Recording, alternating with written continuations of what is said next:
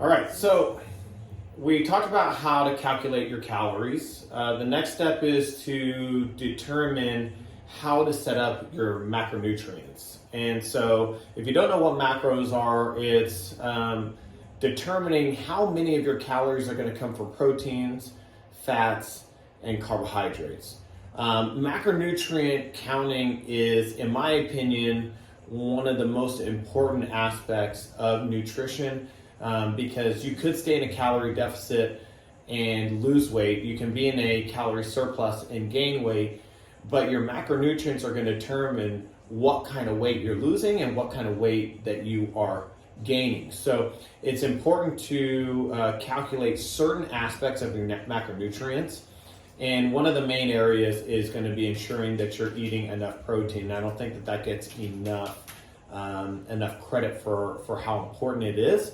There's a lot of scientific data that shows how important protein is, and being that it's the only macronutrient that's going to help us to repair, rebuild, and maintain muscle mass. It also keeps us super satiated, super full when we're in a calorie deficit as well, right? And so that's why it's so important, and it has a higher thermic effect of feeding, meaning our body burns a ton of calories trying to break down protein when compared to carbohydrates and fats. So what I have up here is a few points that are really important to take into consideration and the best ways to determine your macronutrients. So you'll see up here, I've got the three main macronutrients: your proteins, your fats, and your carbohydrates. And I have them prioritized to what our body actually needs and what is most important to our body. So if we were to look at proteins and fats, these are actually considered essential macronutrients. So essential fatty acids, essential amino acids, anytime it's essential, what it means is that we have to eat it because our body doesn't have the ability to produce it.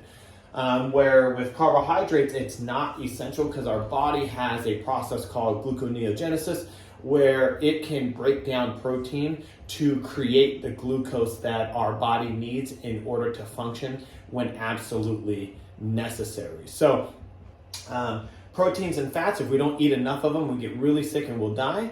If we don't eat carbohydrates, we actually can survive just fine. Hence, like things like the ketogenic diet or the carnivore diet, people will survive just fine on those diets. It may not be optimal for them, but they are able to survive just fine because they're getting all the essential macronutrients that their body needs in order to perform. So over here, you're going to see the calorie breakdown for every gram of these macronutrients. So proteins and carbohydrates, 1 gram of them equals 4 calories. And then for fats, 1 gram equals 9 calories. So it's a little bit different there, okay? So whenever I take into consideration my nutrition, the first thing I'm going to do is I'm going to figure out, okay, well, what calories am I trying to eat? Am I trying to be at a maintenance? Am I trying to be at a surplus where I'm trying to gain weight? Am I trying to be in a deficit where I'm trying to lose weight? Okay. So I'm just going to start out with the 2,400 calories. That is approximately my total daily energy expenditure.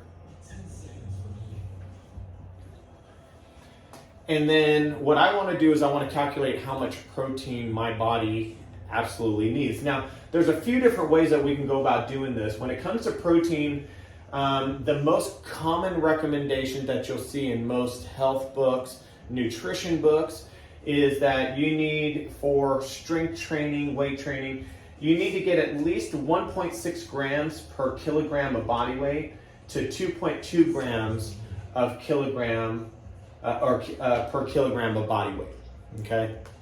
That is the most common recommendation that you are going to see when it comes to ensuring you get enough protein consumption. Now, in my opinion, I like a higher protein diet, personally speaking, and so I eat more than that. And generally, I'll go from 1 gram per pound of lean body mass. Now, not everybody has the ability to calculate their lean body mass, but if you're able to get like a a body composition scale, a good one, not one on Amazon, but a good one. Or if you can get like a DEXA scan where they can do a body composition test, then you can figure out what your lean body mass is and determine what that is. So, if I had 165 grams or 165 pounds of lean body mass, I would eat about 165 grams of protein on the low side of the spectrum. I will also eat upwards to 1 gram per pound of ideal body weight. So, let's say I'm 220 pounds, and my goal, if I were at let's say a 10% body fat, I'd be 185 pounds. Well, then I would go 1 gram per pound, which would be about 185 grams. Okay, so that's the first area. Is we want to determine how much protein that we want to eat. My goal is to get to about 200 pounds. Okay, so I'm going to start out with 200 grams of protein.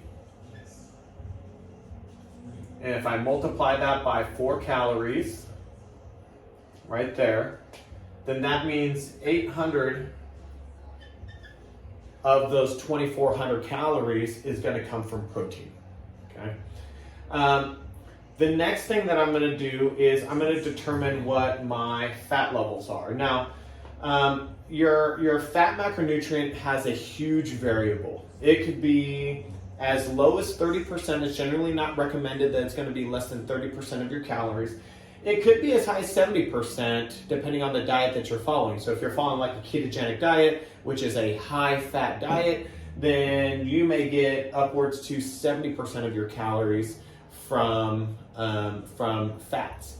So that's really, there's no real hard line. Actually, when it comes to fats and carbohydrates, I think that there's a lot of flexibility there. And this is where you just have to determine if your body does better with more carbohydrates or if your body does better with more fats in the diet.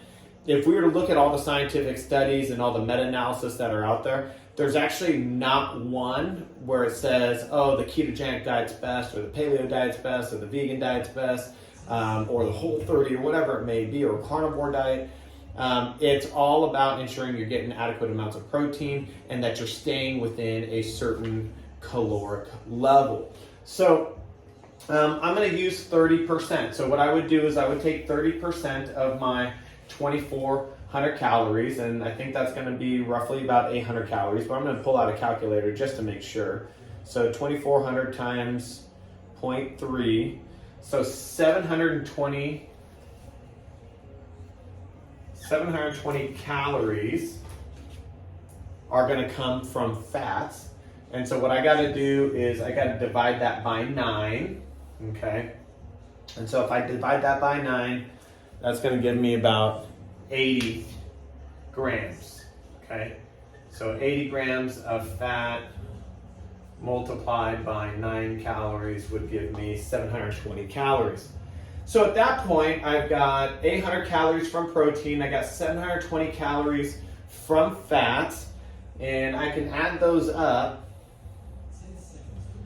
to get 1,520 calories. So that means I got about 900 calories left over. So I subtract out the rest of my 2,400 calories. So that means 880 calories are going to come from my carbohydrates. I know that carbohydrates are 4 calories per gram. And so if I divide that, that's 220 grams of carbohydrates. Okay. So now I've set up my macronutrients for myself on a maintenance phase. I'm going to be eating about 200 grams of protein. I'm going to be eating about 80 grams of fats, and I'm going to eat about 220 grams of carbs per day.